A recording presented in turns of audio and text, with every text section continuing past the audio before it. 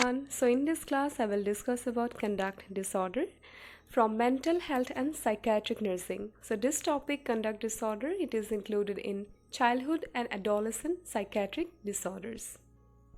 So have you ever seen any children who are very aggressive in nature and sometimes they used to engage in fighting activities with their family members? Maybe parents or their siblings, or sometimes they used to fight frequently with their friends or peer group, and sometimes they become very cruel to their friends or animals, and sometimes they used to threaten others. If you have seen this kind of behaviors in a children, then that case might be related to conduct disorder. So without wasting time, let's have a look on today's content. So in today's class, we will discuss about the definition of conduct disorder, the types, etiology or causes, clinical features or signs and symptoms, diagnosis, treatment, and then nursing interventions or management. So let's start. Conduct disorder. So just have a look on the slide. Conduct disorder is a serious behavioral and emotional disorder that can occur in children and teens. A child with this disorder may display a pattern of disruptive and violent behavior and have problems following rules. So first thing, what is conduct disorder? It is a behavioral and emotional disorder. This disorder is related to behavioral problems, and these 2 points you can mark it. And you will see this disease in children and teens. That means the onset is before 18 years of age, usually even before puberty. And this kind of children, they used to become very aggressive and violent, and they used to have some problems in following rules, maybe school rules or society rules. So about symptoms we will discuss in details later on. So this is a brief idea about conduct disorder. So mainly it is a behavioral and emotional problem and occurs in children and teens. And one more point you can add here, that it is more commonly found in boys. Around 5 to 6 times higher cases are found in boys as compared to girls. So next I will discuss about the types of conduct disorder.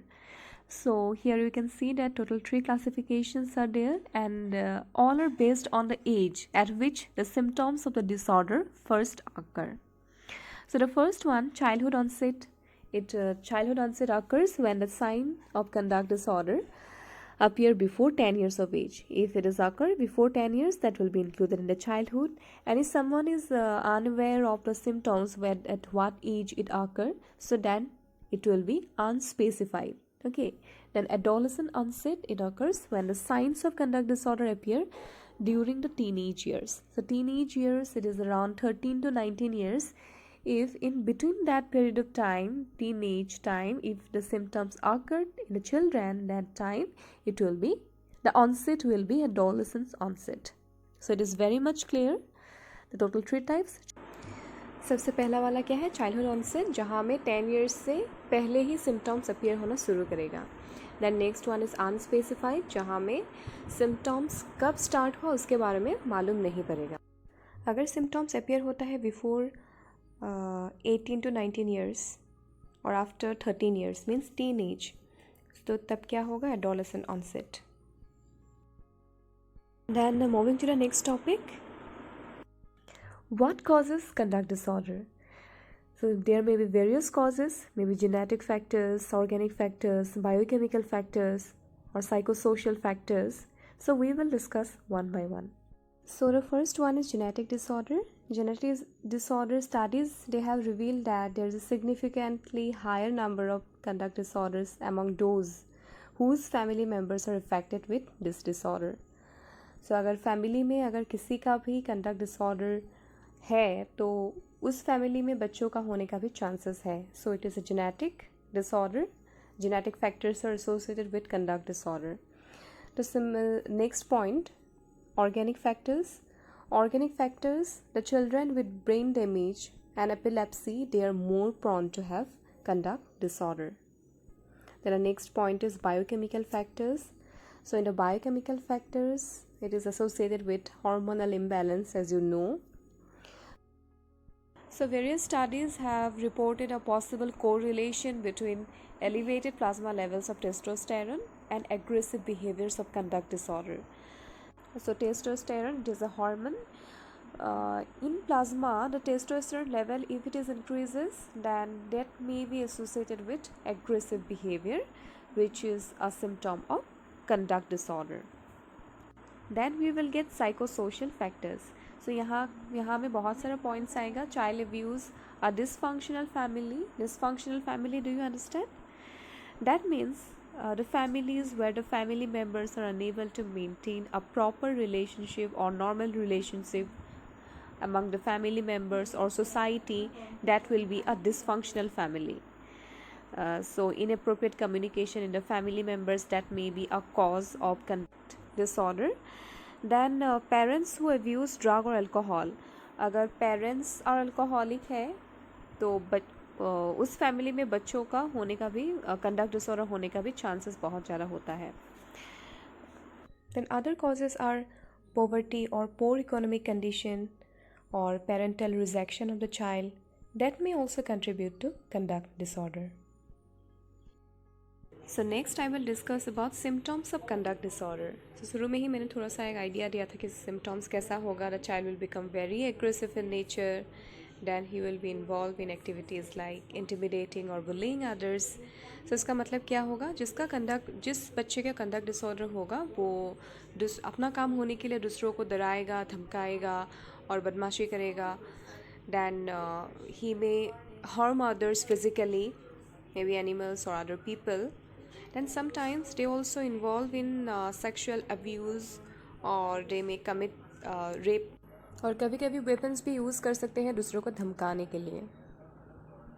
So this is all about the aggressive behaviors that you will observe in a patient with conduct disorder. Now moving to the deceitful behaviors. So it includes lying, breaking and entering, stealing.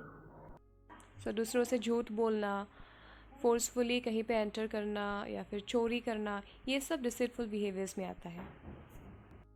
इसके बाद हम लोग discuss करेंगे about destructive behaviours. Then destructive behaviors, it includes arson and other intentional destruction of properties. So arson का मतलब क्या है? It is a criminal activity which is related to setting fire on some properties or some things. Okay, so this is intentional. So other intentional activities may be breaking someone's car or other properties. So these are destructive behaviors. Okay, so now discussing about the violation of rules. So initially I was mentioning about the violation of rules, society rules, school rules. So in schools they may skip schools, they will not be regular. Then from home they may run away suddenly without informing their parents. Also this kind of children, they used to engage in sexual behaviors or drug abuse or alcohol abuse in a very young age. Next, diagnosis. First point is complete history including medical and psychiatric evaluations. So यहाँ में parents का feedback लेना बहुत ही ज़रूरी है. उसके साथ ही school का भी कंसल्टेंट का अगर रिकमेंडेशन मिल जाता है तो that will be helpful in the diagnosis. Next one is to see his educational performance or educational assessment. So it is done mainly to determine the cognitive deficit or any learning disabilities in the child. The next is neurological examination to know if there is any history of head trauma or seizures. Okay, see the treatment modalities. First one is the drug therapy.